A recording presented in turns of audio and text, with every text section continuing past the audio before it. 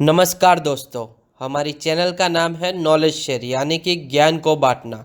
हम आपको ऐसे टॉपिक्स के बारे में बताएंगे जो आपको सोचने पे मजबूर कर देंगे। अगर आप अपना नॉलेज बढ़ाना चाहते हैं तो नीचे दिए बेल आइकन को दबा के हमारा चैनल सब्सक्राइब ज़रूर कीजिए। और आपके पास भी वीडियो के टॉपिक की जानकारी हो तो कमेंट्स में ज़रूर लिखिए और हमारा वीडियो पसंद आने पे लाइक ज़रूर दीजिए।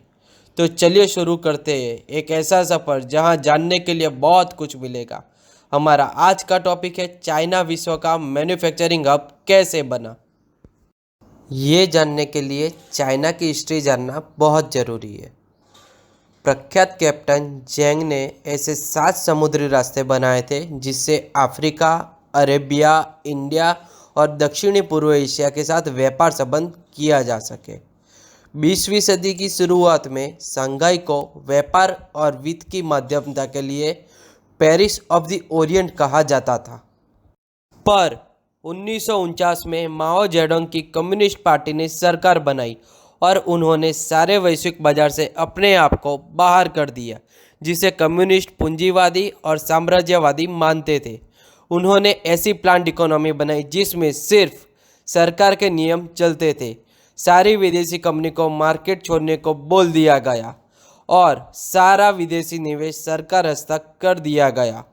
1950 में कम्युनिस्ट सोवियत यूनियन और पूर्वी यूरोप के साथ व्यापार बढ़ाने लगा, पर साइनो सोवियत के विभाजन के चलते व्यापार कम होने लगा। 1950 से 1970 के बीच चाइना और यूएसए के बीच कोई व्यापार संबंध नहीं था। माओ का लक्ष्य चाइना को हर जरूरी चीज़ के उत्पादन करने में आत्मनिर्भर बनाना था। इतना ही नहीं, वो इसको राज्यों तक बढ़ाना चाहता था। चाहे वो जगह उत्पादन के लिए सही हो या ना हो, वो हर जगह प्लांट डालना चाहता था। उनकी ये लिप फॉरवर्ड की नीति डिजास्टर साबित हुई। वहाँ पे सूखा और भूखमरा की वजह से 3 करोड़ से ज़्यादा लोग मर गए। 1978 में चाइना का एक्सपोर्ट केवल $7 बिलियन था, जो उसके आज के एक्सपोर्ट का 0.3% ही था, जो कि 133 कंट्री में थर्ड लोएस्ट था। उसी वक्त जब माओ जेडोंग की मृत्यु हुई और डेंग जाओपिंग ने सरकार चलाना शुरू किया, तो उनका मानना था कि विश्व के लिए बाजार ओपन करके अच्छी टेक्नोलॉजी और कुशल उत्पादन से हम इकोनॉमिक रिफॉर्म ला सकते हैं।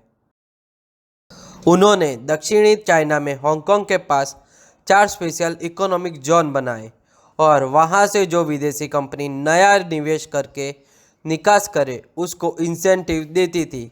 उस समय यूरोपियन, जापानीज और अमेरिकन कंपनी निवेश के लिए नया लोकेशन देख रही थी, क्योंकि हांगकांग, ताइवान, साउथ कोरिया जैसे ईस्ट एशियन देशों में मजदूरी के दाम बढ़ गए थे। कुछ देशों में निवेश के लिए मार्ग खुला था, पर इंडिया में उस समय विदेशी निवेश पर प्रतिबंध था। हांगकांग से सारी कंपनियां चाइना में शिफ्ट होने लगी। चाइना विश्व की सप्लाई चेन का सेंटर बनने लगा। 2006 में चाइना का 60% निकास विदेशी कंपनी का था, जो आज की तारीख में भी 43% है। चाइना ने उसकी बड़ी मजदूरी आबादी को काम करने के लिए तैयार किया और उसका एक यूनियन बनाया। इस यूनियन को मोनोपोलिस्ट बनाने के लिए दूसरा कोई यूनियन बन न पाए, उसके लिए सख्त नियम बनाए गए। चाइना ने इन कंपनियों से नई टेक्नोलॉजी और मैनेजरियल स्किल्स के बारे में सीखा। उसने इस मैनेजरियल स्किल्स और नई टेक्नोलॉजी का फ़ायदा अपनी डोमेस्टिक कंपनियों को दिया, जिससे डोमेस्टिक कंपनियों ने रॉ मटेरियल सप्लाई में अपना योगदान देना शुरू कर दिया। उसने विदेशी निवेश की आमदनी से इंफ्रास्ट्रक्चर खड़ा कर दिया।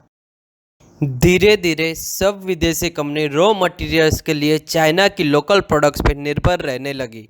दूसरे देशों की कंपटीशन के लिए चाइना अपनी करेंसी को डेप्रिशिएट करने लगा ताकि वो सबसे कम दाम में माल दे पाए।